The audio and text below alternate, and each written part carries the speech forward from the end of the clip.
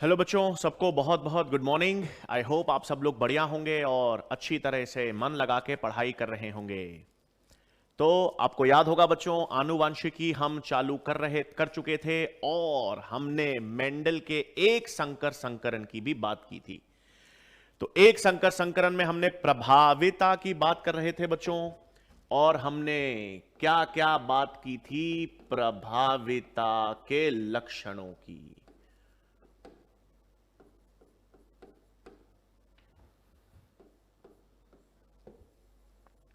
तो आज वापस थोड़ा सा रिवीजन हम कर लेंगे भाई कि प्रभाविता के एक प्रभावी लक्षण हम किसे कहते हैं। तो प्रभाविता के लक्षण में बच्चों हमने बात की थी, लक्षण कब प्रभावी कहलाएगा। हम एक डोमिनेंट ट्रेट, एक प्रभावी लक्षण की बात करते थे, एक ऐसा जनक लक्षण जो कौन सी पीढ़ी में अभिव्यक्त करेगा? F1 पीढ़ी में। तो जो जनक लक्षण F1 पीढ़ी में अभिव्यक्त करता है उसे कहते हैं प्रभाविता। तो प्रभाविता का लक्षण मतलब ऐसा जनक लक्षण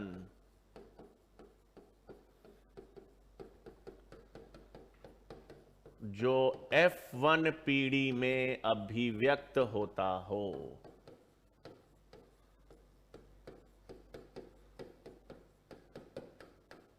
ठीक है, तो ऐसा जनक लक्षण जो F1 पीढ़ी में, ठीक है, तो क्या हो गया बच्चों हम लोग? ऐसा जनक लक्षण जो F1 पीढ़ी में अभिव्यक्त होता हो उसे हम क्या कहेंगे? प्रभावी लक्षण। ऐसा लक्षण जो F1 पीढ़ी में अभिव्यक्त हो उसे हम क्या कहेंगे? प्रभावी लक्षण। यह हमने पहला बिंदु देखा था। फिर अपन ने क्या दिया था बच्चों? फिर अपन ने किसकी बात की थी कि वो जनक लक्षण या प्रभावी लक्षण वो है जो शुद्ध और संकरित दोनों अवस्था में अभिव्यक्त हो। तो आपके पास दूसरा लक्षण क्या था बच्चों? प्रभावी लक्षण ऐसा लक्षण जो शुद्ध एवं संकरित अवस्था में अभिव्यक्त हो।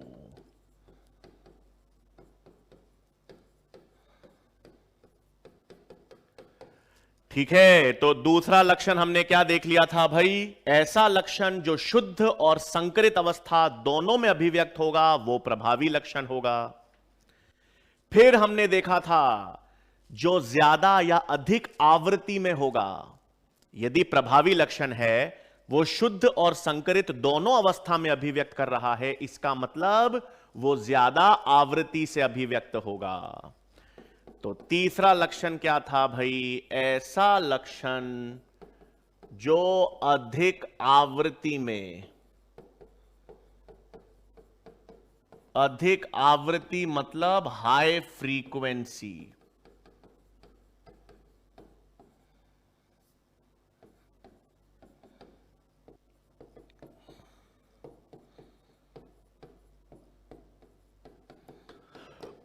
ठीक है बच्चों। तो ये तीन तो अपन ने बात ही कर ली भाई। क्या बात कर ली हमने? ऐसा जनक लक्षण जो F1 पीढ़ी में अभिव्यक्त होता हो, जो शुद्ध और संकरित दोनों अवस्था में अभिव्यक्त होता हो, और जो अधिक आवृत्ति में अभिव्यक्त होता हो, उसे हम क्या कहते हैं? प्रभावी लक्षण। ये तो अपन ने देख लिया था। अब चौथा लक्षण की आज हम बात करेंगे भाई। चौथा, आणविक स्तर पर प्रभाविता का मतलब क्या होता है। अब हम ध्यान देंगे भाई, किसकी बात करने वाले हैं? चौथे लक्षण की, मतलब प्रभाविता का एक्सप्लेनेशन। प्रभाविता की एक्सप्लेनेशन। ठीक है, अब ध्यान से सुनेंगे भाई। हम हमेशा यह कह रहे हैं, हम हमेशा यह कह रहे हैं कि प्रभावी लक्षण वो है जो F1 पीढ़ी में अभिव्यक्त होता है। प्रभावी लक्षण वो है जो शुद्ध और संकरित दोनों अवस्थाओं में अभिव्यक्त होता है। और शुद्ध और संकरित दोनों अवस्था में अभिव्यक्त हो रहा है मतलब ज्यादा आवृत्ति में आएगा, ज्यादा देखा जाएगा, ज्यादा अभिव्यक्त होगा। तो ये क्या मतलब है अभिव्यक्त होना? है ना। पहला सवाल तो यह होता है सर, अभिव्यक्त होना मतलब दिखाई देना, तो प्रभावी लक्षण इतना ज्यादा क्यों दिखाई दे रहा है, इतना जबरदस्त, इतना जोरदार क्यों है भाई? क्योंकि ये जो प्रभावी लक्षण की युग्म विकल्पी है, ये जो प्रभावी लक्षण की युग्म विकल्पी है, ये एक क्रियात्मक प्रोटीन या एंजाइम बनाती है कि नहीं? हमने कहा था हाइट एक लक्षण है, तो हाइट के दो रूप हैं, लंबा और बोना। अब हाइट के दो रूप हैं, लंबा या बोना। इसका मतलब क्या है भाई? लंबा कब होगा पादप? पादप लंबा कब होगा? जब विभाजन होगा। विभाजन होगा तो लंबा होगा, और विभाजन नहीं होगा तो बोना रहेगा। विभाजन होगा तो लंबा पादप बनेगा, विभाजन नहीं होगा तो बोना ही रहेगा ना। इसका मतलब जो प्रभावी, लंबा मतलब प्रभावी, तो जो प्रभावी युग्म विकल्पी है वो एक क्रियात्मक एंजाइम या प्रोटीन बनाएगी, जिसके कारण विभाजन होगा, जिसके कारण पादप लंबा होगा। इसका मतलब जो प्रभावी युग्म विकल्पी होती है,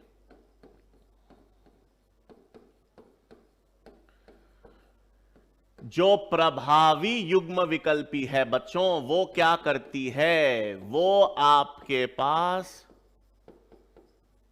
एक क्रियात्मक एंजाइम या प्रोटीन का निर्माण करती है भाई। जो प्रभावी युग्म विकल्पी है, प्रभावी युग्म विकल्पी क्या करेगी? क्रियात्मक एंजाइम या प्रोटीन बनाएगी, और वो एंजाइम या प्रोटीन विभाजन के द्वारा हाइट पैदा करेगा। तो कोई भी प्रभावी युग्म विकल्पी है, वो इतनी जोरदार क्यों है, इतनी जबरदस्त क्यों है, जो मैंने बताया था पिछले लेक्चर में, इतनी ज्यादा अभिव्यक्त क्यों हो रही है? क्योंकि वो प्रभावी युग्म विकल्पी क्रियात्मक एंजाइम या प्रोटीन का निर्माण करती है। क्योंकि वो क्रियात्मक एंजाइम या क्रियात्मक प्रोटीन का संश्लेषण करती है। तो अप्रभावी क्या हो गई भाई? देखो देखो, इमेजिन करो बच्चों कि दो ट्विंस थे, है ना, जुड़वा बच्चे थे। एक जुड़वा बच्चा, तो एक बच्चे ने तो क्या हुआ, एंजाइम काम करना, मेहनत करनी चालू कर दी। एक बच्चे ने तो मेहनत करनी चालू कर दी, मेहनत की, ईमानदारी से काम किया और जीवन में सफल हो गया। दूसरा जो बच्चा था वो थोड़ा गलत रास्ते पे चला गया, बिगड़ गया, उसमें कुछ रूपांतरण हो गया और वो सफल नहीं हो पाया। इसका मतलब जो प्रभावी युग्म विकल्पी थी, ये मेहनत कर रही है, काम कर रही है, प्रोटीन बना रही है, क्रियात्मक एंजाइम या प्रोटीन का संश्लेषण कर रही है, इसलिए जबरदस्त है, जोरदार है। लेकिन जो अप्रभावी है, अब जो अप्रभावी युग्म विकल्पी है, जिसको हम बेचारी कह रहे थे ना बार बार, अप्रभावी युग्म विकल्पी ही को तो मैं क्या कह रहा था बच्चों? बेचारी। बेचारी का मतलब ये भटक गई ना रास्ते से भटक गई, मतलब इसमें रूपांतरण हो गया, और रास्ते से भटक गई, ये रूपांतरण हो गया, तो अब ये क्रियात्मक एंजाइम या प्रोटीन नहीं बना पाएगी ना। बिल्कुल, अप्रभावी युग्म विकल्पी रास्ते से भटक गई, तो या तो यह क्रियात्मक एंजाइम या प्रोटीन बिल्कुल नहीं बना पाएगी, या कम कुशल एंजाइम या प्रोटीन बनाएगी। तो अप्रभावी युग्म विकल्पी क्या करेगी भाई? या तो प्रोटीन या एंजाइम का संश्लेषण नहीं करती, अथवा कम कुशल एंजाइम या प्रोटीन बनाती है। ठीक है, बिगड़ गई ना भाई। तो अब यह समझ आया रूपा कि भाई प्रभावी युग्म विकल्पी तो मजेदार थी, मतलब उसमें कोई परिवर्तन नहीं आया। प्रभावी युग्म विकल्पी जैसी थी वैसी ही है, इसमें कोई परिवर्तन, कोई रूपांतरण नहीं आया, तो इसे हम कहते हैं अरूपांतरित युग्म विकल्पी। इसे हम क्या कहेंगे? अरूपांतरित युग्म विकल्पी। इसमें कोई बदलाव नहीं आया, मेहनत की, काम किया, इसने काम किया मतलब क्रियात्मक एंजाइम और प्रोटीन बनाई, इसलिए इतनी जबरदस्त चीज है। ईमानदारी से मेहनत, आप सब लोग यही हो भाई, ईमानदारी से मेहनत करने वाले, बढ़िया काम करने वाले, तो सफलता तो मिलनी ही है, खुशी मिलनी ही है जीवन में, क्योंकि हम इस प्रभावी युग्म विकल्पी की तरह हैं जो काम करने में, कर्म करने में विश्वास रखता है।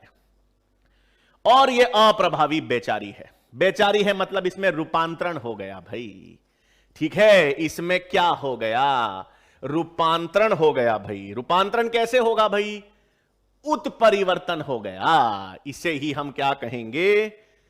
ये हमारे पास हो गई रूपांतरित या उत्परिवर्तित युग्म विकल्पी।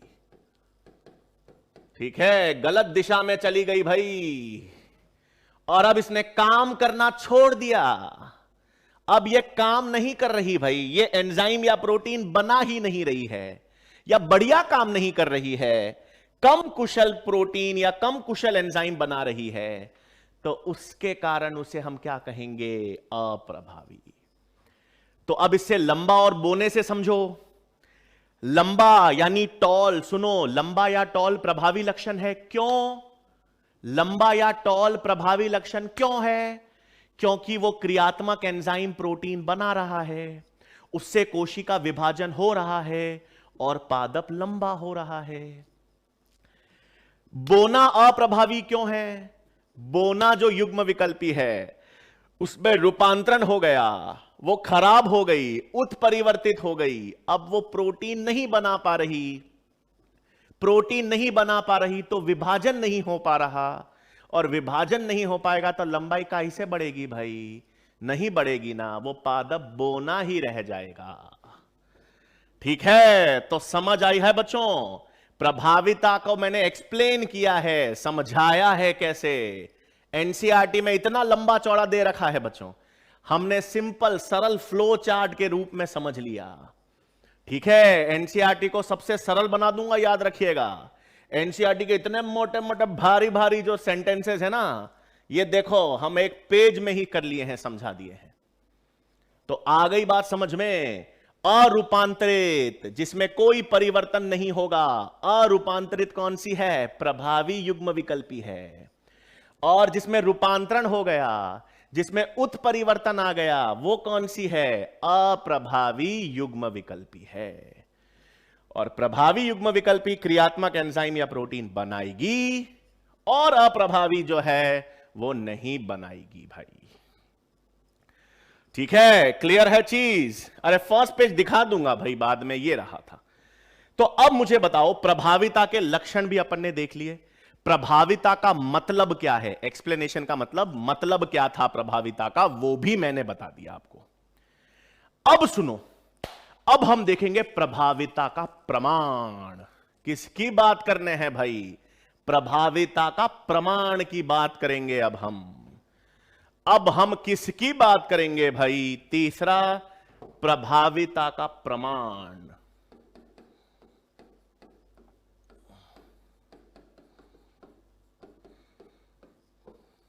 प्रभाविता का प्रमाण, जिसे हम कहते हैं अंग्रेजी में एविडेंस या प्रूफ। हमें देखकर, सुनो बच्चों, हमें देखकर कैसे पता चलेगा कि प्रभाविता है या नहीं? ठीक है, बोना पौधे हैं ना, तो बोने का मतलब है कि उनमें विभाजन नहीं हुआ, प्रोटीन नहीं बना। तो प्रोटीन नहीं बना, एंजाइम नहीं बनी, विभाजन नहीं हुआ, तो वो पादप बोना रह गया भाई। ठीक है, हाई फ्रीक्वेंसी का मतलब है ज्यादा दिखाई देगा ना, प्रभावी लक्षण ज्यादा दिखेगा। ज्यादा दिखेगा मतलब अधिक आवृत्ति से आ रहा है, हाई फ्रीक्वेंसी। प्रोटीन बनाना ही डोमिनेंट लक्षण है, बिल्कुल सही। प्रोटीन बनना ही प्रभावी लक्षण है, प्रोटीन ना बनना अप्रभावी लक्षण है। अब देखो बच्चों, हमको एक संकर दे रखा है। एक संकर संकरण अपन ने देखा था बच्चों, क्या देखा? एक संकर संकरण अपन ने देखा था, कैपिटल टी का क्रॉस अपन ने करा था स्मॉल टी के साथ। ये जनक थे बच्चों, जनक मतलब ये पेरेंट्स थे। ये अपन ने क्रॉस करा था, क्रॉस करने पर F1 पीढ़ी क्या थी? क्रॉस करने पर ये F1 पीढ़ी सभी क्या आए? लंबे। सही। और फिर इसका स्वपरागन हमने करा और इसके स्वपरागन से हमारे पास F2 पीढ़ी आई। स्वपरागन से कौन सी पीढ़ी आ गई भाई? F2 पीढ़ी आ गई। अब ये जो F2 पीढ़ी है बच्चों, इसमें क्या है भाई? इसमें ये 3 लंबे हैं और ये बोना है। तो लक्षण प्ररूप अनुपात क्या आया था भाई? 3:1।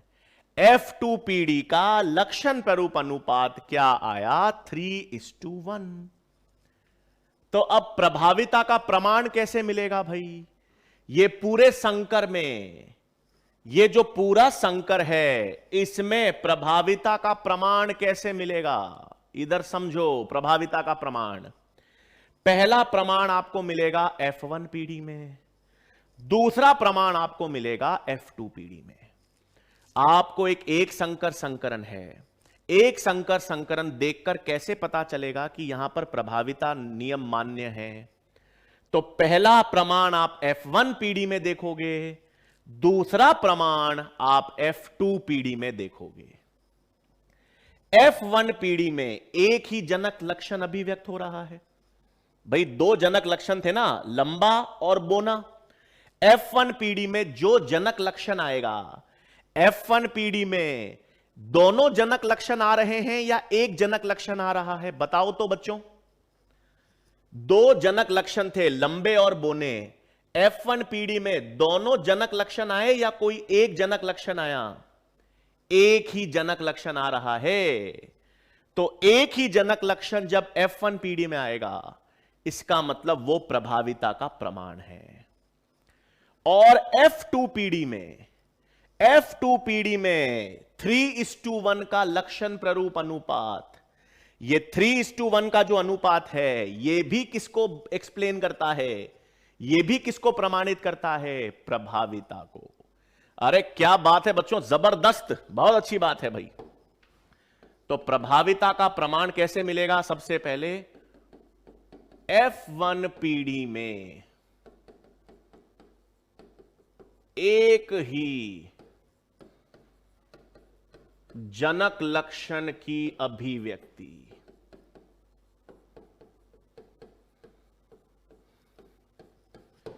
F1 पीढ़ी में एक ही जनक लक्षण की अभिव्यक्ति यह प्रमाण देगी कि प्रभाविता है। लंबे और बोने में से एक ही जनक लक्षण F1 पीढ़ी में अभिव्यक्त हो रहा है, मतलब प्रभाविता है। और दूसरा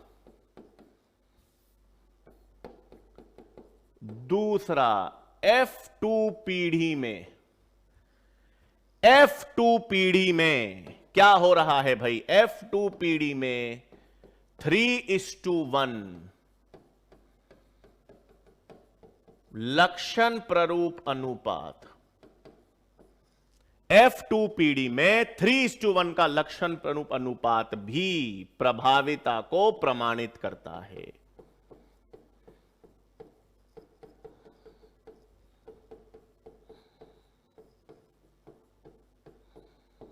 तो 2 इंपॉर्टेंट चीजें आपको याद रखनी है भाई, 2 इंपॉर्टेंट चीजें जो प्रभाविता का प्रमाण दर्शाती हैं। एक आपको F1 पीढ़ी में मिलेगा, एक आपको F2 पीढ़ी में मिलेगा। F1 पीढ़ी में जो जनक लक्षण अभिव्यक्त होगा, F1 पीढ़ी में एक ही जनक लक्षण अभिव्यक्त होगा, मतलब प्रभाविता है। और F2PD में 3:1 का अनुपात। F2PD में 3:1 का अनुपात क्या है भाई? 3:1 का अनुपात किसका है भाई? प्रभाविता का प्रमाण हो गया। क्लियर भाई? तो ये दो चीजें हैं जिससे आपको यह पता चल जाएगा कि प्रभाविता है। बिल्कुल सही, क्या बात है, जवाब दे रहे हो सबके सब, बेहतरीन। तो F2PD में 3:1 का अनुपात ही क्यों आ रहा है? क्योंकि शुद्ध और संकरित दोनों में प्रभावी है कि नहीं। यह 3:1 का अनुपात क्यों आया? क्योंकि शुद्ध और संकरित दोनों प्रभावी हैं।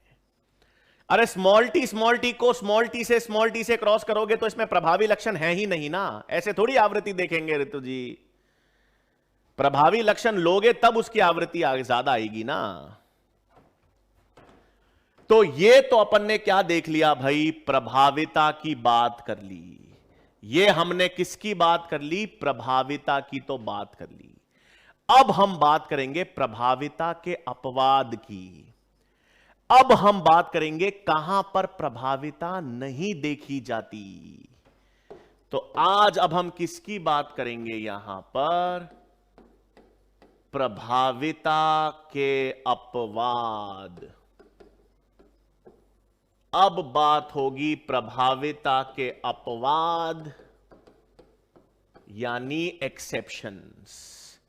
इसका मतलब प्रभाविता के अपवाद या एक्सेप्शन का मतलब जहां पर प्रभाविता नहीं देखी जाती, उनकी बात कहा जाएगी, करी जाएगी जहां पर प्रभाविता मान्य नहीं है।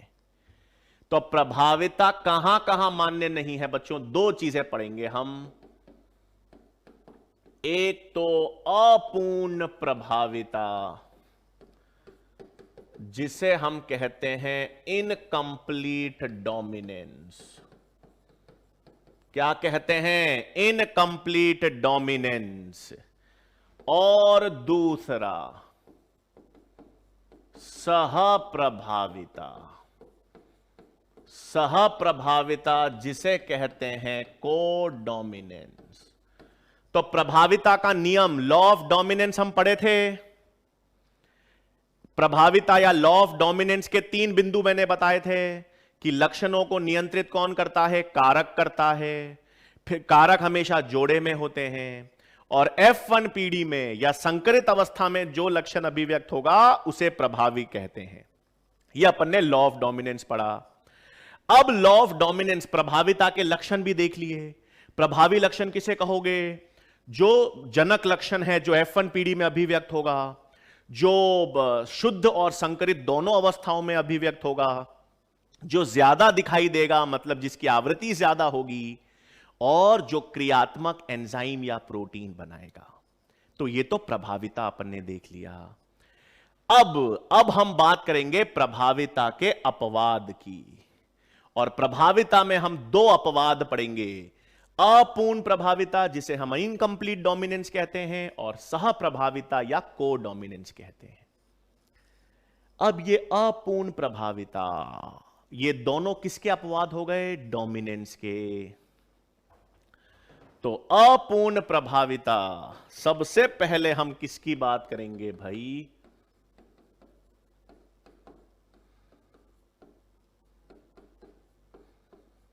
अपूर्ण प्रभाविता यानी जिसे हम कहते हैं इनकंप्लीट डोमिनेंस। सबसे पहले आवृत्ति मतलब कितनी मात्रा में आ रहा है भाई। आवृत्ति मतलब कितनी बार दिखाई दे रहा है। आवृत्ति का मतलब पता होना चाहिए भाई, टारगेट स्टूडेंट्स हो। अब आवृत्ति मतलब कितनी बार आ रहा है। तो प्रभावी लक्षण ज्यादा बार आता है या अप्रभावी लक्षण ज्यादा बार आता है? प्रभावी लक्षण ज्यादा बार आता है, ज्यादा अधिक दिखाई देता है, इसलिए ज्यादा आवृत्ति कहते हैं उसको। अब पहले सवाल तो यह है बच्चों कि यह अपूर्ण प्रभाविता किस में देखी जाती है? अपूर्ण प्रभाविता 2 पादपों में पढ़ते हैं हम। ये जो अपूर्ण प्रभाविता है ना, ये 2 में पढ़ेंगे अपन। अब अपूर्ण प्रभाविता 2 पादपों में मिलती है, एंथरियम पादप में और मीराबिलिस पादप में। तो सबसे पहले चीज याद रखिएगा, अपूर्ण प्रभाविता किन पादपों में देखी जाती है? तो यह प्रक्रिया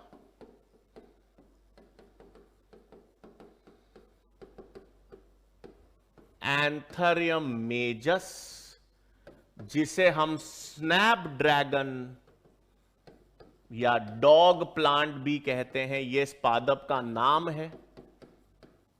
और किसमें देखी जाएगी? एंथरियम मेजस एवं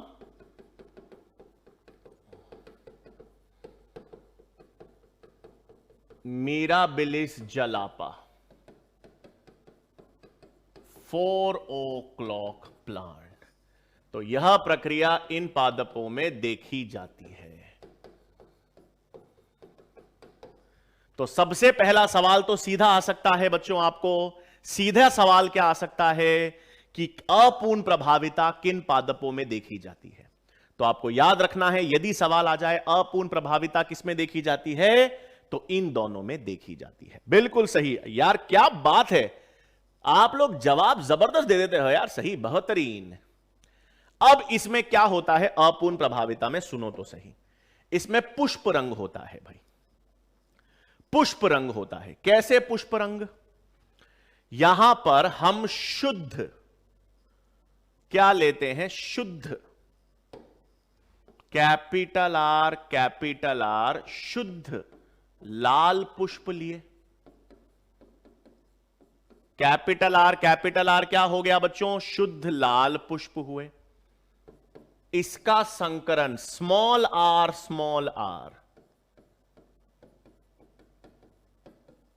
शुद्ध सफेद पुष्प से कराते हैं।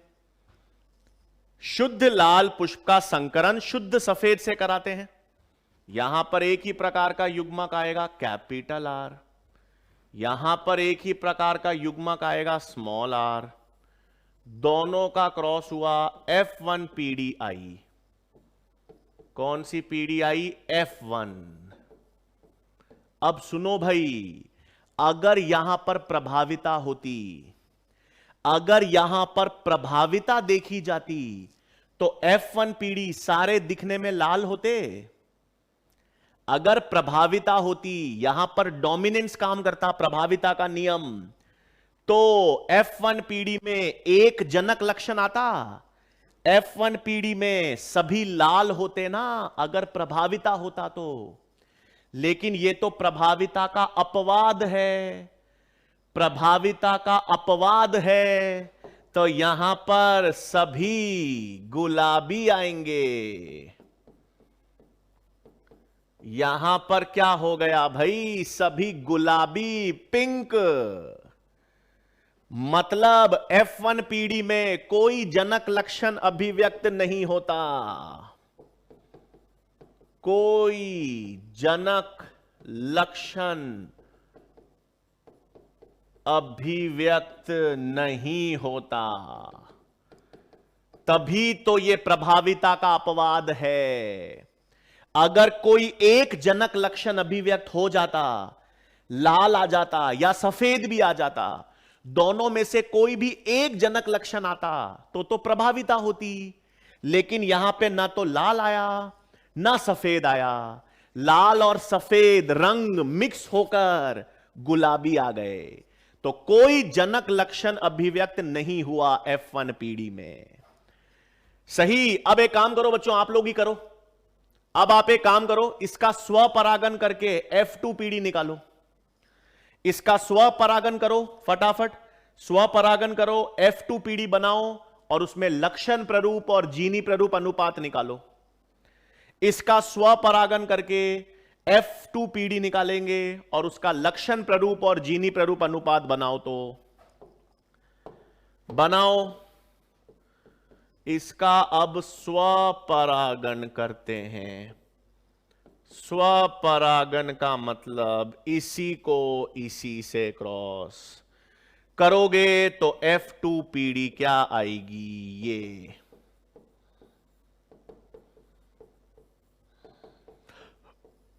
ये हमारे पास कौन सी पीढ़ी आ गई?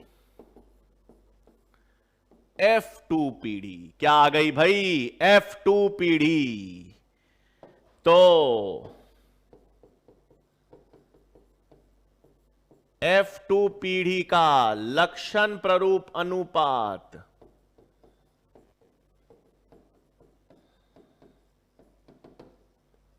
ये दिखने में क्या है भाई?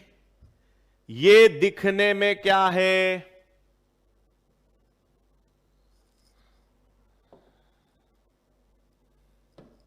ये दिखने में लाल, ये दोनों दिखने में गुलाबी, ये दिखने में सफेद।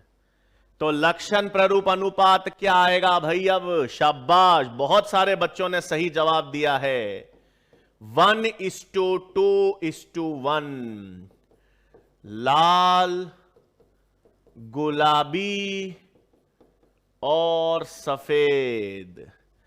F2 पीढ़ी का लक्षण प्ररूप अनुपात 1:2:1, 3:1 नहीं आएगा। अब लक्षण प्ररूप 3:1 तो प्रभाविता में आता है।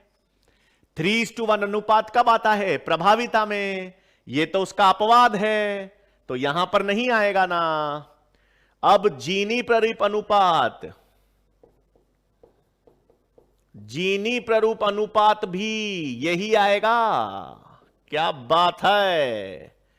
अरे जीनी प्ररूप अनुपात भी शुद्ध लाल, जीनी प्ररूप अनुपात ये शुद्ध लाल, 2 संकरित गुलाबी और 1 शुद्ध सफेद। तो जीनी प्ररूप अनुपात भी सेम आएगा, 1:2:1। इसका मतलब अपूर्ण प्रभाविता में F2 पीढ़ी में लक्षण प्ररूप और जीनी प्ररूप अनुपात दोनों सेम होंगे, दोनों सेम होंगे। याद रखना F2 पीढ़ी में। तो यहां पर एक नोट याद रखना है। क्या नोट याद रखोगे? अपूर्ण प्रभाविता की F2 पीढ़ी में लक्षण प्ररूप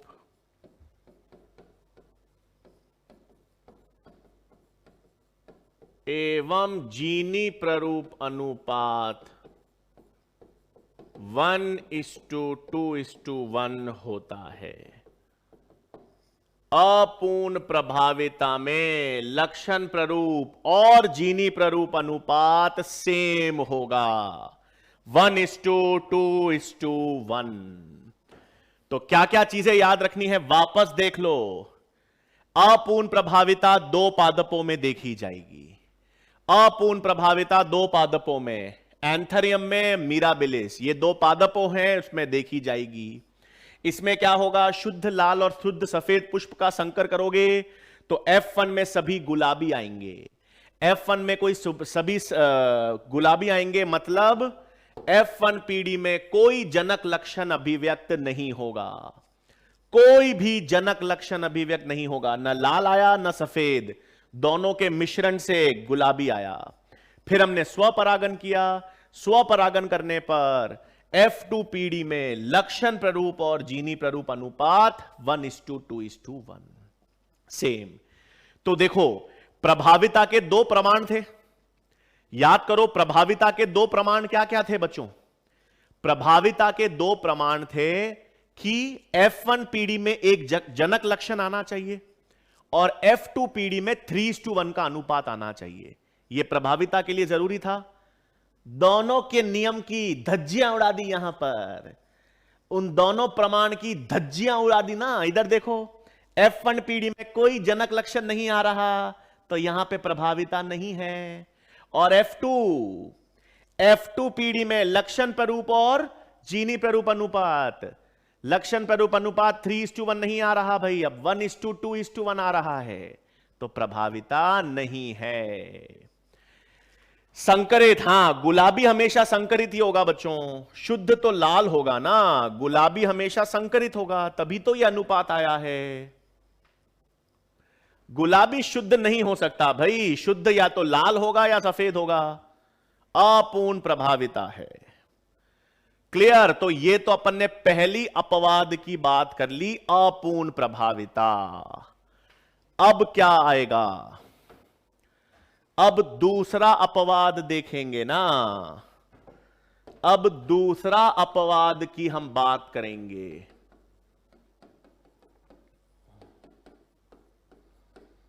सहप्रभाविता या कोडोमिनेंस। अब हम किसकी बात करेंगे भाई? एफ सहप्रभाविता या कोडोमिनेंस। यह प्रभाविता का दूसरा अपवाद है। अब इसको समझने से पहले, यह सहप्रभाविता क्या होती है, कैसे होती है, इसको समझने से पहले हम मानव में रुधिर समूह की बात करेंगे भाई। तो पहली चीज आपको पता होनी चाहिए, मानव में कौन सा रुधिर समूह काम करता है? हमारे अंदर एबीओ रुधिर समूह है। मानव में कौन सा रुधिर समूह काम करता है बच्चों? एबीओ रुधिर समूह। ठीक है, अब ध्यान रखेंगे सही। मानव में जब एबीओ रुधिर समूह काम करेगा, सुनो तो सही, एबीओ रुधिर समूह कितना लक्षण है भाई? एबीओ रुधिर समूह जो है, एबीओ रुधिर समूह कितने लक्षण हैं? एक लक्षण है। तो एबीओ रुधिर समूह यदि एक लक्षण है तो इसको कितनी जीन नियंत्रित करेगी? एबीओ रुधिर समूह यदि एक लक्षण है तो इसको कितनी जीन नियंत्रित करेगी भाई? एक ही जीन नियंत्रित करेगी ना। एक लक्षण को एक ही जीन नियंत्रित करती है, यही पढ़ा है अभी तक अपन ने। तो मानव में एबीओ रुधिर समूह, इसका नियंत्रण आई जीन करती है। इसका नियंत्रण कौन करेगा भाई? आई जीन। हमारे में आई जीन है, यह गुणसूत्र 9 पर होती है। ठीक है, ये जीन आई जीन कौन से गुणसूत्र पर पाई जाती है बच्चों? 90 गुणसूत्र पर। तो मानव में एबीओ रुधिर समूह है, एबीओ रुधिर समूह का नियंत्रण कौन करता है? आई जीन करती है। और वो आई जीन किस गुणसूत्र पर उपस्थित है? 90 गुणसूत्र पर है। ठीक है, अब मुझे बताइएगा बच्चों, अभी तक अपन ने पढ़ा है एक जीन के कितने युग्म विकल्पी होते हैं? हमने अभी तक क्या पढ़ा है? एक जीन के कितने युग्म विकल्पी होते हैं? 2। हमने अभी तक तो यही पढ़ा है ना, कोई भी एक लक्षण है, एक जीन है, उसके कितने युग्म विकल्पी हैं, कितने रूप हैं? 2 ही पढ़े हैं। एक प्रभावी होता है, एक अप्रभावी, कैपिटल टी स्मॉल टी, यही तो पढ़े हैं। लेकिन ये जीन जो है ससुरी, ई जो आई जीन है ना, इसके 2 युग्म विकल्पी नहीं है भाई, इसके 2 से ज्यादा 3 युग्म विकल्पी हैं। ये जो आई जीन है, जो एबीओ रुधिर समूह का नियंत्रण कर रही है, इस जीन के 3 युग्म विकल्पी होते हैं। तो यह नई चीज है भाई, इस आई जीन के 3 युग्म विकल्पी होते हैं। ओहो, यहां पर भी अपवाद आ गया। हम तो 2 ही पढ़े थे, इसमें 2 से ज्यादा हैं, 2 से ज्यादा हैं। तो ये किसका उदाहरण है भाई? ये बहुविकल्पिता का उदाहरण है। समझ रहे हो? ये किसका उदाहरण है भाई? बहुविकल्पिता का। अंग्रेजी में इसे कहते हैं मल्टीपल एलेलिज्म।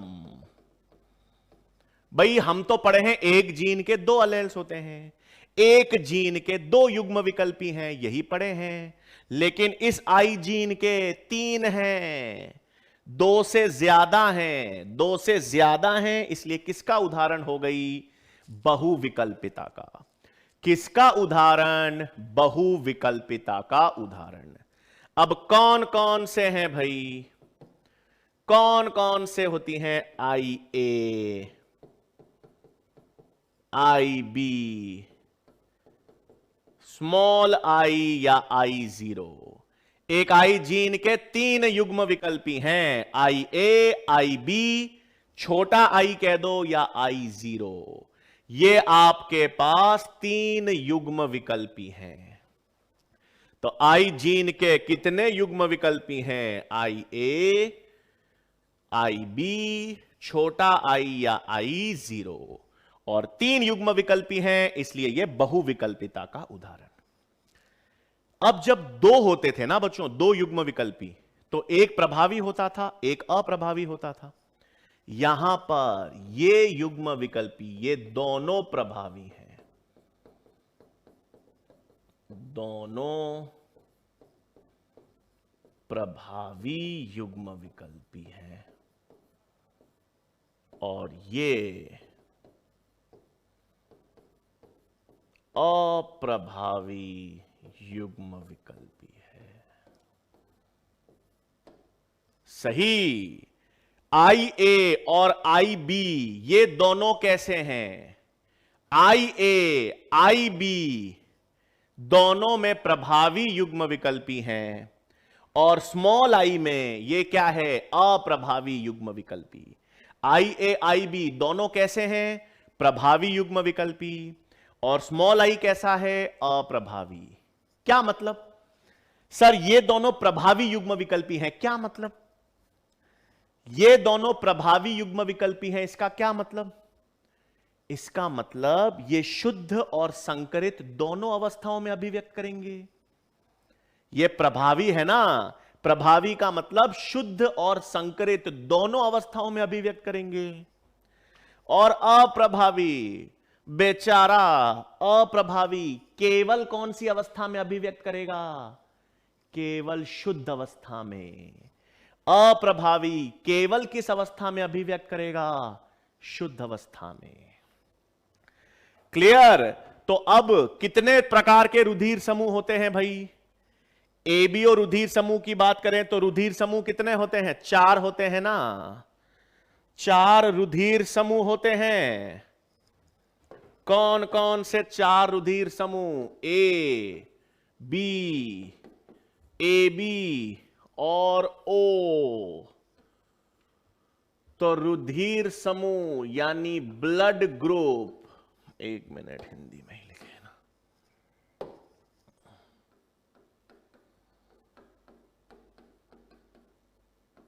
रुधिर समूह कितने हैं? 4 हैं।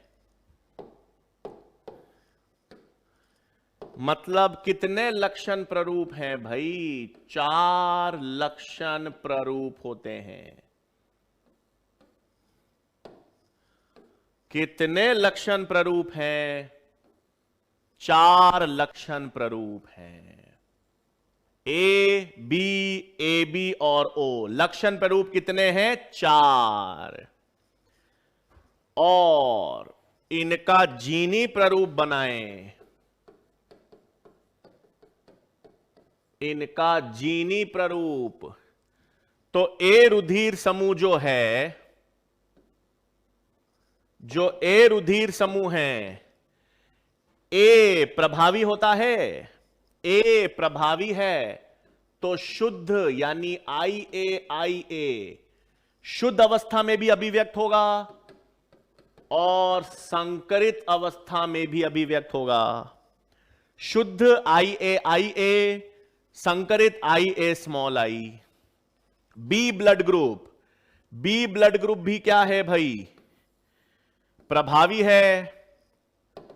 बी भी प्रभावी है, वो भी शुद्ध अवस्था में और संकरित अवस्था दोनों में अभिव्यक्त होगा। शुद्ध और संकरित दोनों अवस्थाओं में अभिव्यक्त होगा। ए बी, आई बी दोनों प्रभावी हैं। आई बी में क्या है बच्चों? ए और बी दोनों प्रभावी हैं। तो यही तो किसका उदाहरण है? सहप्रभाविता। ए और बी दोनों प्रभावी है ना बच्चों, ए और बी दोनों प्रभावी हैं, तो सह प्रभाविता का उदाहरण। और ओ छोटा आई बेचारा, बेचारा केवल शुद्ध अवस्था में आएगा, बेचारा केवल शुद्ध अवस्था में आएगा। तो जीनी प्ररूप कितने हो गए? 6। जीनी प्ररूप कितने हो गए भाई? 6। 1 2 3 4 5 6। जीनी प्ररूप कितने हो गए? 6।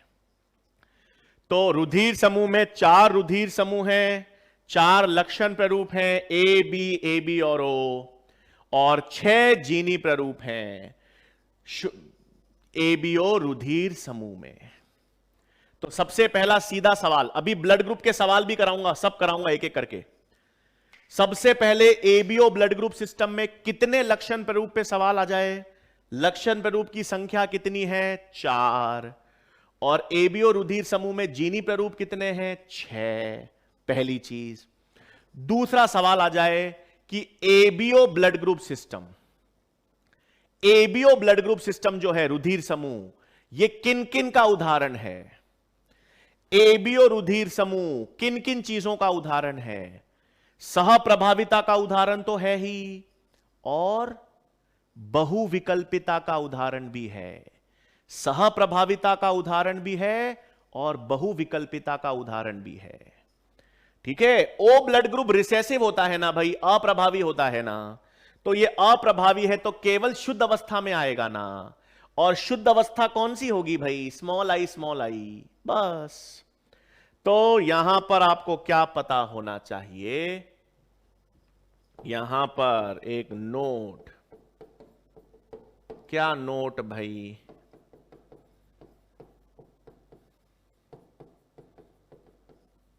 एबीओ रुधिर समूह सह प्रभाविता एवं बहुविकल्पिता दोनों का उदाहरण है।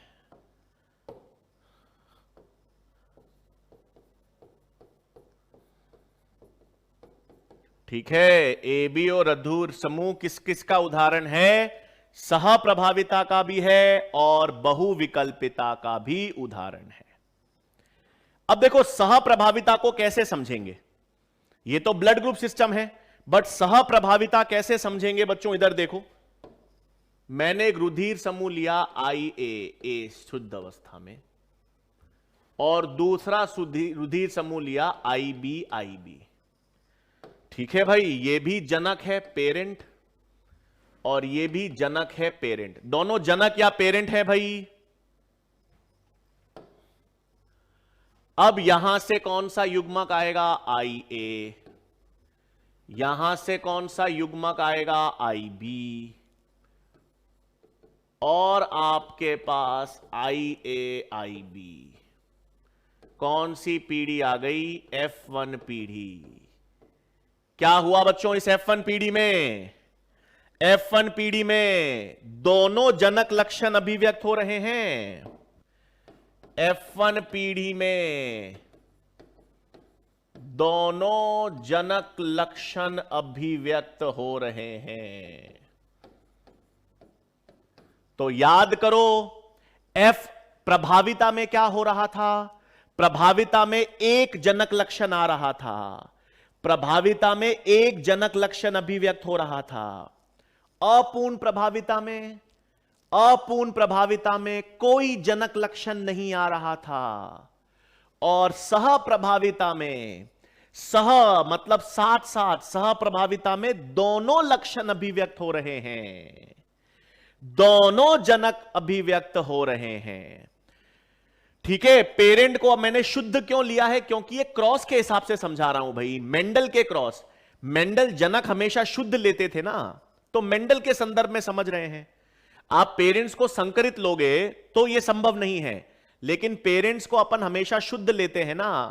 हर बार प्रभाविता समझी, अपूर्ण प्रभाविता समझी, अब सह प्रभाविता समझा रहा हूं। तो दोनों में पेरेंट्स जनक हमेशा शुद्ध ही लिए जाते हैं। ठीक है, तो ये सह प्रभाविता है ना, दोनों जनक लक्षण अभिव्यक्त हो गए, दोनों जनक लक्षण क्या हो जाते हैं, अभिव्यक्त हो जाते हैं। तो एक ऐसी प्रक्रिया जिसमें दोनों प्रभावी लक्षण अभिव्यक्त हों उसे सह प्रभाविता कहते हैं। तो सह प्रभाविता का मतलब क्या है भाई? एक ऐसी प्रक्रिया,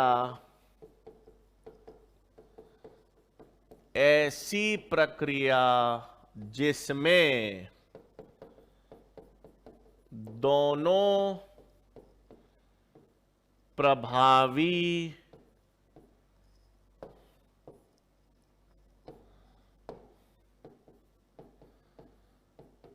जनक लक्षण अभिव्यक्त होते हों।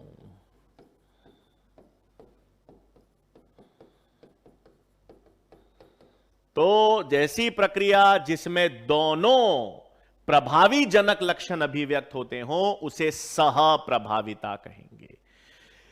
इसकी आप F2PD निकालोगे ना, इसका स्वपरागन करके F2PD निकाल लो तो भी 1:2:1 आएगी।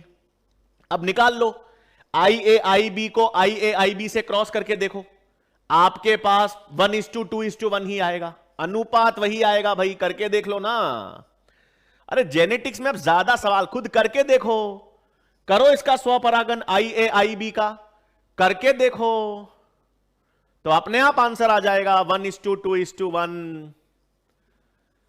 ठीक है, तो इसमें दोनों प्रभावी लक्षण अभिव्यक्त होंगे। अब इस पे न्यूमेरिकल्स करेंगे अब। ठीक है, अब ब्लड ग्रुपिंग का सवाल बता दूंगा। शिवानी बेटा आपका सवाल बहुत अच्छा है, एक गुणसूत्र पर तीनों अलेल्स कैसे व्यवस्थित रहते हैं, बहुत अच्छा सवाल है शिवानी जी, इस पर अपन बात करेंगे, लेकिन आज नहीं बात कर पाएंगे, कल बात कर पाएंगे। ठीक है, आपका प्रश्न बेहद अच्छा है, बहुत अच्छा है, इस पर मैं भी प्रश्न कराऊंगा, लेकिन वो कल कराऊंगा। अभी आज ब्लड ग्रुप के प्रश्न ही कर पाएंगे अपन। आ जाओ। तो सबसे पहले तो ये रुधिर समूह अपन ने देख लिया। अब ये रुधिर समूह जो अपन ने करा है, सुनो, इसमें O ब्लड ग्रुप का जीनी प्रारूप स्मॉल आई है। हां, आप इसको स्मॉल आई भी लिख सकते हो, I0 भी लिख सकते हो भाई, एक ही बात है ना। स्मॉल आई लिखो या I0 लिखो, एक ही बात है। O ब्लड ग्रुप का जीनी प्रारूप आपको मालूम है, AB ब्लड ग्रुप का जीनी प्रारूप आपको मालूम है, IAIB। प्रॉब्लम क्या आती है कि सर जो A ब्लड ग्रुप है, B ब्लड ग्रुप है, उसके दो जीनी प्रारूप हैं। A ब्लड ग्रुप में शुद्ध और संकरित दोनों जीनी प्रारूप हैं, और B ब्लड ग्रुप में भी शुद्ध और संकरित दोनों ब्लड ग्रुप हैं। ठीक है, अब सुन लो, A और B ब्लड ग्रुप के दोनों जीनी प्रारूप हैं। अब मैं एक आपको सिस्टम बता रहा हूं, ध्यान रखना।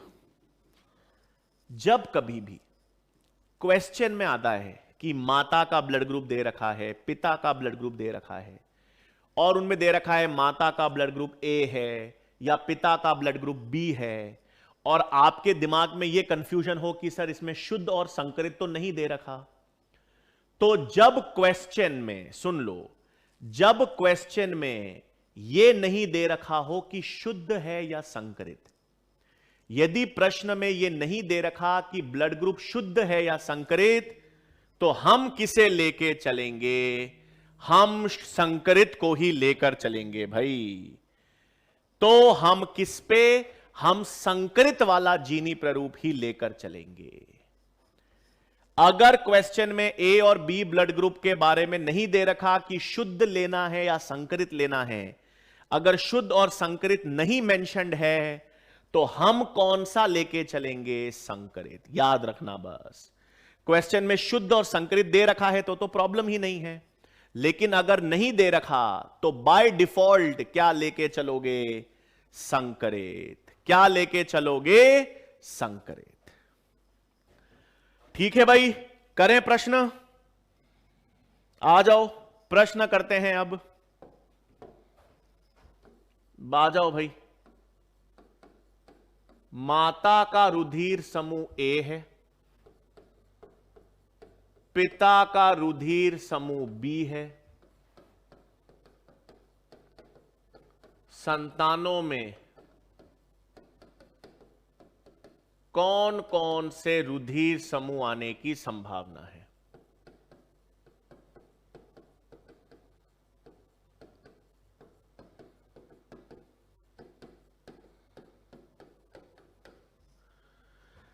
माता का rod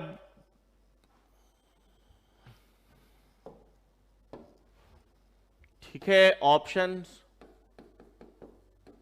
A and B, A and A B, B and ओ,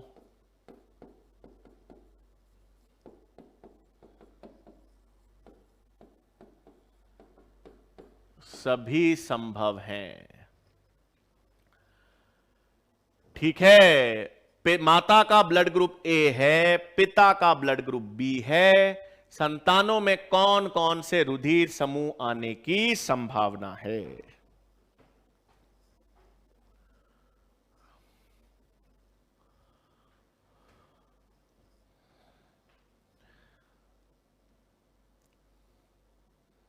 शाबाश बच्चों, बहुत अच्छा जवाब आते जा रहे हैं, बहुत बढ़िया।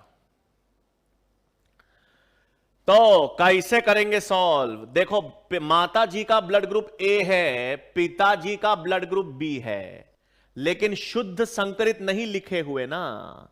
जब शुद्ध और संकरित नहीं लिखे हुए तो हम संकरित लेके चलते हैं। तो माता जी का ब्लड ग्रुप ए है, आई ए स्मॉल आई। पिताजी का ब्लड ग्रुप बी है, आई बी स्मॉल आई। बना लिया जीनी प्रारूप। माता जी का ब्लड ग्रुप ए है ना, संकरित लेंगे। पिताजी का ब्लड ग्रुप बी है, संकरित लेंगे। अब यहां पर दो संकरित हैं तो आई ए और स्मॉल आई, ये रुधिर समूह लेंगे भाई, दो बनेंगे युग्मक। इसमें भी दो युग्मक बनेंगे, आई बी स्मॉल आई, दो प्रकार के युग्मक बनेंगे। अब आप क्रॉस कर लो, क्रॉस कर लो, I A I B, I A small I B small I, small I. तो बच्चों में ए बी आ रहा है, ए आ रहा है, बी आ रहा है, ओ चारों रुधिर समूह आने की संभावना है ना भाई। तो आंसर क्या हो जाएगा? डी। क्लियर भाई सबको? आसान था बहुत? अरे आसान ही होगा भाई, समझ आने के बाद हर चीज आसान लगती है। चले नेक्स्ट प्रश्न, नेक्स्ट प्रश्न की ओर चले बच्चों। आसान था, बहुत बढ़िया भाई, शाबाश। अब ध्यान देंगे, नेक्स्ट प्रश्न है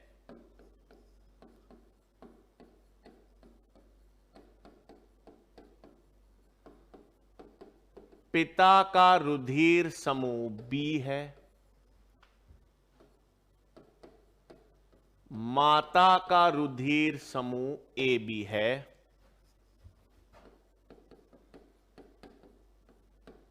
संतान में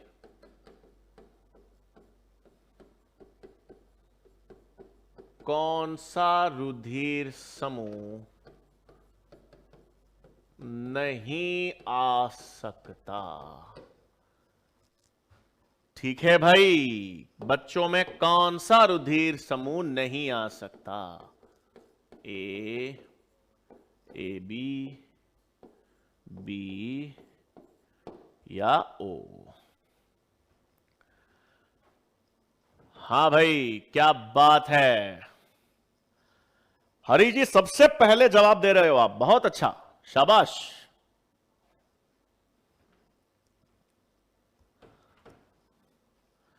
ठीक है, पिता का रुधिर समूह बी है, माता का रुधिर समूह ए बी है, तो संतान में कौन सा ब्लड ग्रुप नहीं आ सकता भाई? ए बी, बी या ओ?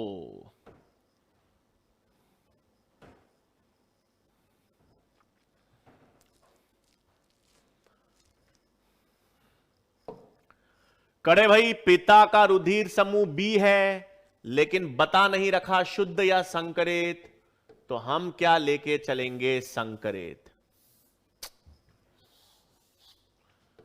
तो पिताजी का ब्लड ग्रुप है आई बी स्मॉल आई, माता जी का ब्लड ग्रुप आई ए आई बी।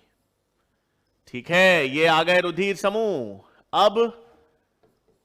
अब यहां से दो प्रकार के युग्मक आई बी स्मॉल आई, यहां पर भी दो प्रकार के युग्मक आई ए आई बी बना लिए युग्मक। अब आप क्रॉस कर लो, अब क्रॉस कर लो, क्या आ रहा है? आई ए आई बी। क्या आ रहा है? आई बी आई बी। क्या आ रहा है? आई ए स्मॉल आई। क्या आ रहा है? आई बी स्मॉल आई। तो बच्चों में ए बी आने की संभावना है, ए आने की संभावना है और बी आने की संभावना है। तो ए आ रहा है, बी आने की संभावना है, ए बी। कौन सी संभावना नहीं है? ओ ब्लड ग्रुप आने की संभावना नहीं है। क्लियर भाई? सबका आंसर आ गया ना? डी। कौन से रुधिर समूह के आने की संभावना नहीं है? अरे कर पा रहे हो या नहीं कर पा रहे हो भाई? जवाब तो हम बहुत सारे देख रहे हैं, सब सही जवाब भी दे रहे हो। चले नेक्स्ट क्वेश्चन की ओर। अरे नेक्स्ट प्रश्न की ओर चलें क्या भाई?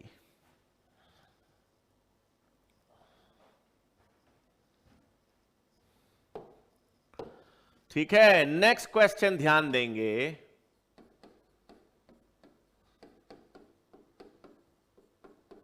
माता का रुधिर समूह ए बी है। ठीक है, माता का रुधिर समूह ए बी है,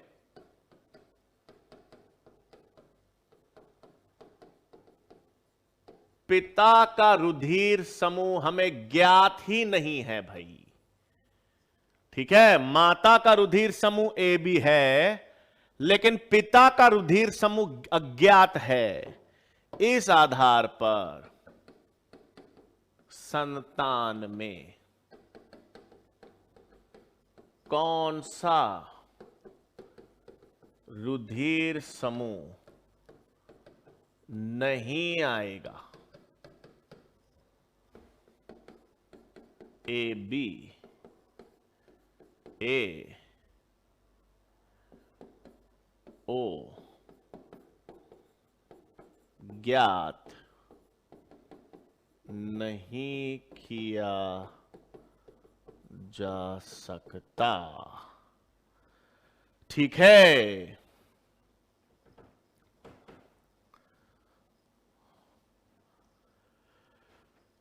तो माता का रुधिर समूह ए बी दे रखा है बच्चों, पिता का रुधिर समूह अज्ञात है, तो संतान में कौन सा रुधिर समूह नहीं आएगा? ए बी ए ओ, या हम पिता का रुधिर समूह ज्ञात नहीं है तो हम ज्ञात नहीं कर सकते भाई।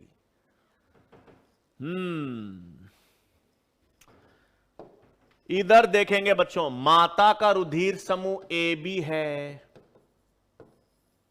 ठीक है, पिता का रुधिर समूह हमें ज्ञात ही नहीं है।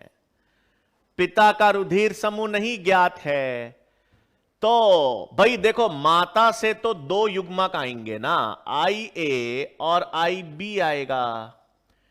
बच्चे में ओ ब्लड ग्रुप के लिए दो छोटे आई चाहिए। अरे बच्चों में ओ ब्लड ग्रुप कब आएगा भाई? जब दो छोटे आई आएंगे ना।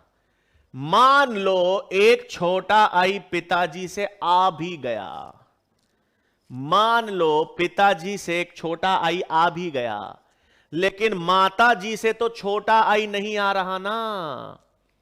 माता जी से छोटा आई नहीं आ रहा। तो माता जी से छोटा आई नहीं आएगा तो ये कहां से लाओगे भाई? याद रखना, देखो भाई, पिताजी का रुधिर समूह तो नहीं मालूम, मान लिया, तो बच्चों में कौन से रुधिर समूह आ सकते हैं ये तो हम पता ही नहीं कर सकते, नहीं पता कर सकते ना, क्योंकि पिता का रुधिर समूह नहीं पता। लेकिन इतना तो मालूम चल गया कि अगर किसी भी एक जनक का, माता या पिता में से किसी भी एक पेरेंट का ब्लड ग्रुप अगर ए बी होगा तो फिर बच्चे में ओ तो नहीं आ सकता, क्योंकि ओ तब आएगा जब दो छुट्टे छुट्टे आई आएंगे, दो छूटे छूटे छोटे छोटे आई आने चाहिए ना भाई, मुन्नू मुन्नू से आई आने चाहिए। तो अगर किसी भी जनक का ब्लड ग्रुप ए बी है तो उसका चुन्नू मुन्नू आई नहीं आया ना, तो फिर ओ कहां से आएगा भाई? ओ नहीं आ सकता। आई समझ में? अरे ए बी तो आ ही सकता है। आज मान लो पिताजी का ब्लड ग्रुप ए हो, या पिताजी का ब्लड ग्रुप बी हो, या पिताजी का ब्लड ग्रुप ए बी हो, या पिताजी का ओ हो, कुछ भी हो सकता है। तो ए बी तो आ ही, कैसे होगा कि ए बी नहीं आ सकता भाई? आ सकता है ना ए बी, तो ओ नहीं आएगा भाई। ओ की संभावना याद रखना, मदर या फादर, माता या पिता में से जिसका रुधिर समूह भी अगर ए बी है तो बच्चों में ओ नहीं आ पाएगा। क्लियर भाई? एक और प्रश्न कर लें, एक और। अरे F2 कहां निकाल रहे हो यहां पे यार? F2 पीढ़ी कहां से है भाई? सपोज फादर का ओ हो, ये लो, सपोज कर लो विकास जी, ये रहा ओ, तो ओ से तो आई ही आएगा ना, तो भी बच्चे में ओ कैसा आएगा? दूसरा छोटा आई तो मां से नहीं आ रहा ना भाई, ज्ञात नहीं किया जा सकता। ज्ञात कर सकते हो ना, ओ ज्ञात कर सकते हो।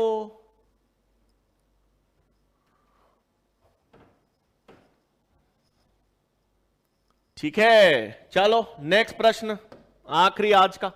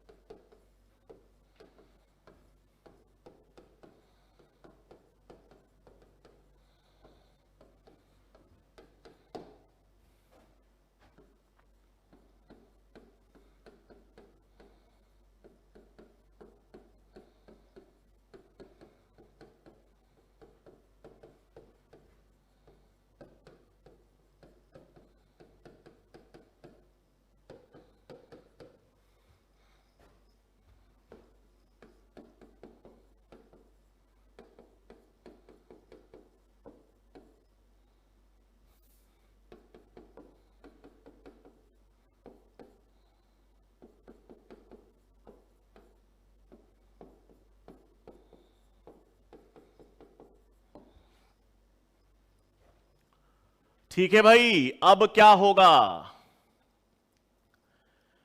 अब क्या होगा बच्चों में? अब उल्टा सवाल है, देखो, अभी तक तो मैं माता पिता का ब्लड ग्रुप दे रखा था और बच्चों का ब्लड ग्रुप पूछ रहा था। अब मैं बच्चों का ब्लड ग्रुप देकर माता पिता का ब्लड ग्रुप पूछ रहा हूं, याद रखना। अब बच्चों में केवल ए और बी ब्लड ग्रुप हैं, बच्चों में केवल ए और बी रुधिर समूह हैं। इस आधार पर माता और पिता का रुधिर समूह क्या होगा भाई? उल्टा सवाल है, याद रखना। बच्चों का ब्लड ग्रुप दे रखा है, उस आधार पर माता और पिता का ब्लड ग्रुप पूछा है, उस आधार पर माता और पिता का ब्लड ग्रुप पूछा है।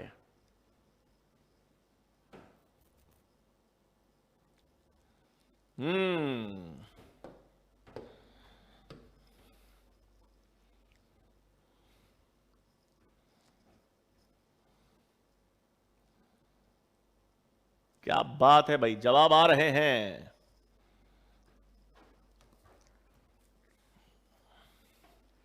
देखें कैसे करेंगे, देखो, बच्चों में केवल कौन सा रुधिर समूह आ रहा है भाई? ए और बी। अगर माता पिता का ब्लड ग्रुप ए और बी लेके चलो, माता पिता का ब्लड ग्रुप ए बी लेके चलो, ये रहा ए और ये रहा बी। जब माता पिता का ब्लड ग्रुप ए और बी लेके चलोगे तो बच्चों में ए बी और ओ चारों रुधिर समूह आ रहे हैं, लेकिन बच्चों में तो केवल दो ही आते हैं, ए और बी, तो ये नहीं हो सकता। ये देखो ए और ए बी लेके चलो,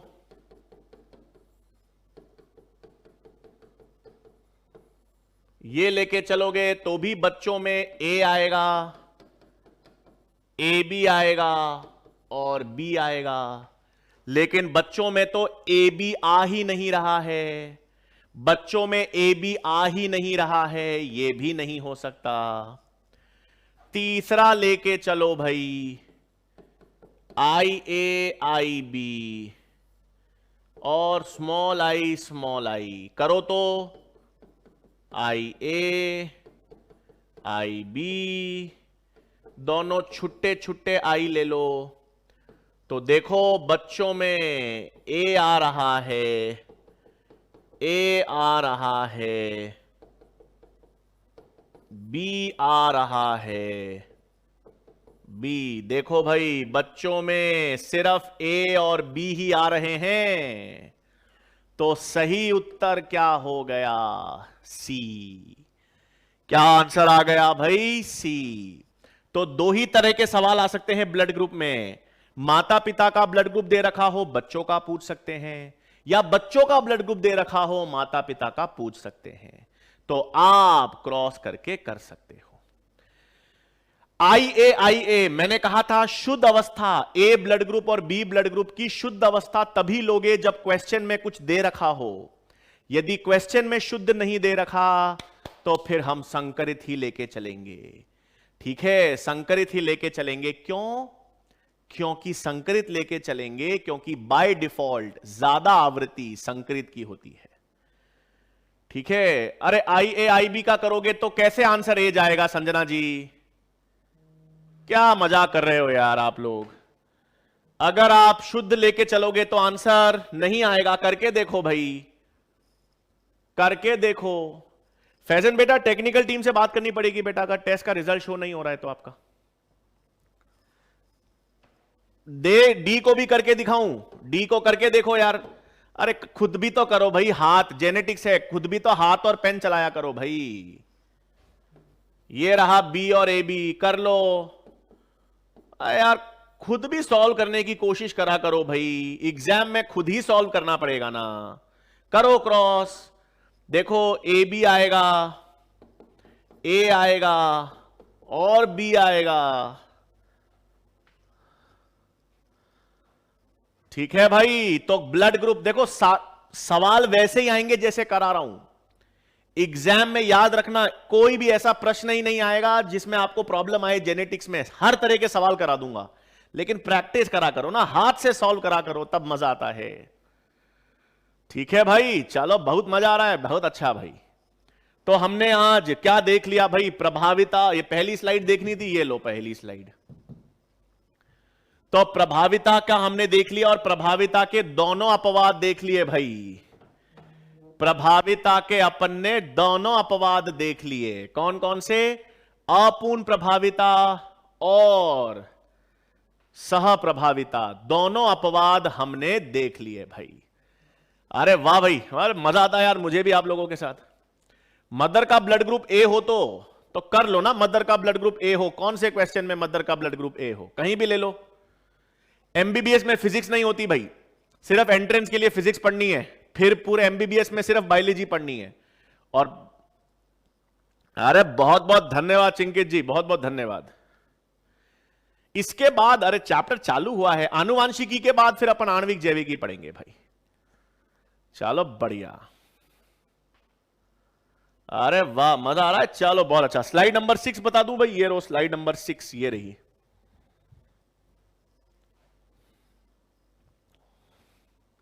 डेथ क्यों हो जाएगी भाई ओ ब्लड ग्रुप में? कहीं डेथ नहीं होगी भाई। ठीक है, बढ़िया। चलो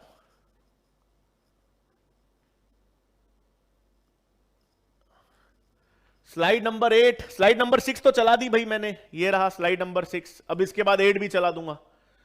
ठीक है, रेगुलर पढ़ते रहना भाई, कोई चीज पेंडिंग नहीं रहनी चाहिए, याद रखना। ये नहीं है कि सर आज नहीं मेहनत कर रहे हैं, पढ़ाई रेगुलर करना है भाई। हाँ, बड़े बहुत बढ़िया, मजा आएगा भाई। अभी तो जेनेटिक्स चालू हुआ है, अभी हर दिन एक कुछ ना कुछ तो न्यूमेरिकल। और छत्तीसगढ़ से धन्यवाद भाई, बहुत बहुत धन्यवाद। ओ ब्लड ग्रुप को ओ ब्लड ग्रुप ही लिखोगे ना, और कैसे लिखोगे? जीरो नहीं कहते, ओ को ओ ही कहते हैं। ठीक है, 2022 की तैयारी, अरे 2022 का ही तो है भाई, ये टारगेट बैच है, 2022 के लिए है ये, 2021 के लिए नहीं है भाई।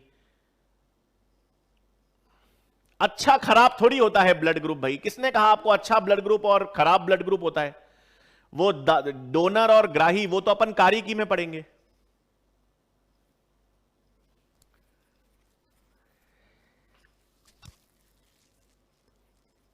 स्लाइड नंबर 7 चला दूं, ये लो 6 के बाद स्लाइड नंबर 7 ये रहा। हां, ओ ग्रुप सर्वात्रिक दाता होता है, वो अपन कारिकी में पढ़ेंगे ना, वो तो ह्यूमन फिजियोलॉजी में पढ़ेंगे भाई। अरे बहुत बहुत धन्यवाद भाई। तो फिर ओ संभव होता बच्चे, अगर उसमें मां का ब्लड ग्रुप ए होता ना, तो फिर बच्चे में ओ ब्लड ग्रुप की संभावना भी रहती, तो आंसर हम डी करते, ज्ञात नहीं किया जा सकता है। ठीक है भाई, चलो फिर 8वीं शीट भी चला दी। कल मुलाकात होगी बच्चों नेक्स्ट लेक्चर में। बहुत बहुत धन्यवाद, थैंक यू।